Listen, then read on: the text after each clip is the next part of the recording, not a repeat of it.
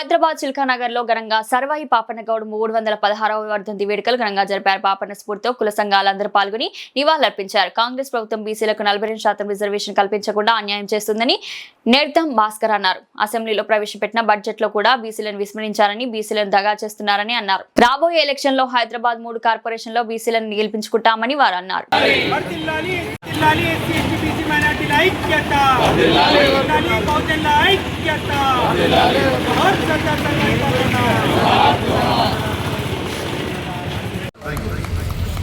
Thank you అన్న.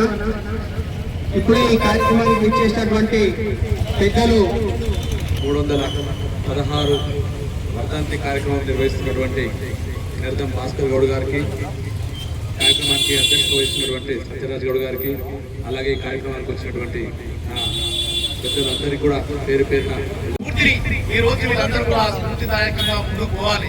అంబేద్కర్ ఇచ్చిన రాజ్యాంగంలో మనమెంతో మేమెంతో మాకంట అనే ఒక నినాదాన్ని ఎంత పడిపోయింది. కేవలం ఈ రాజకీయ పార్టీలు, రాజకీయ వ్యవస్థలు కేవలం మా బలాన్ని, మా ఓటుని తీసుకొని అగ్రకులాలు ఈ రోజు వారు కూడా రాజకీయాలు చేస్తున్నాయి. అధికారంలో వారు ఉంటున్నారు. ఈ రోజు ఏ జిల్లాలో తీసుకోండి, వారివే హాస్పిటల్స్ ఉంటాయి, వారివే మెడికల్ కాలేజ్ ఉంటాయి, వారే అన్నింటిలో బడా బడా కాంట్రాక్టర్లు ఉంటారు. మా బీసీ బిడ్డలు, ఎస్సీ బిడ్డలు వారి కింద ఉద్యోగాలు లేక, వారికి సరైన ఉపాధి లేక, అన్ని విధాలా కూడా ఆర్థికంగా అన్ని విధాలు కూడా ప్రభుత్వంలో నష్టపోతున్నాం.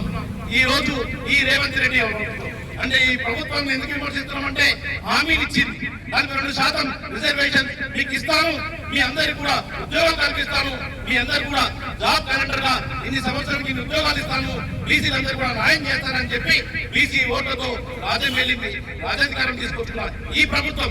ఈ రోజు వాడు కూడా 2.5 సంవత్సరాలు అవుతుంది. మొన్నటి బడ్జెట్ లో కూడా ఏ మాత్రం కూడా పడలేదు. సంవత్సరానికి వచ్చే వరకు 200 లక్షల కోట్లు మీకు నేను బడ్జెట్ లో పెడతా అని చెప్తాడు, కానీ మాటలకు పెద్ద చెప్తాడు.